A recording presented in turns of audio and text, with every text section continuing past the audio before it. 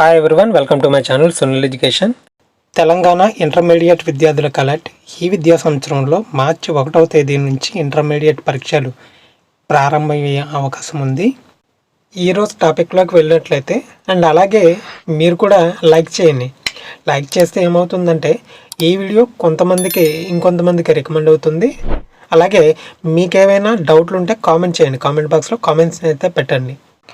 ఈరోజు టాపిక్లోకి వెళ్ళినట్లయితే ఇటీవలే ఆంధ్రప్రదేశ్లో 10th ఇంటర్ పబ్లిక్ పరీక్షల షెడ్యూల్ను విడుదల చేసిన విషయం తెలిసింది. తాజాగా తెలంగాణలో కూడా ఇంటర్మీడియట్ పబ్లిక్ పరీక్షలను మార్చి 1 నుంచి ప్రారంభించేందుకు ఇంటర్ బోర్డు అయితే ప్రతిపాదనలు సిద్ధం చేసినట్లు తెలుస్తుంది.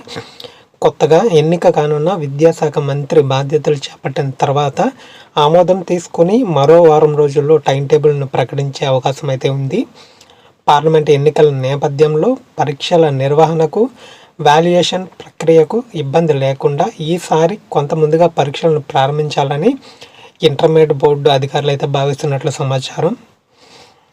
గత విద్యా సంవత్సరంలో మార్చి 15 నుంచి ఇంటర్మీడియట్ పరీక్షలు ప్రారంభమైన విషయం మనందరికీ తెలిసింది.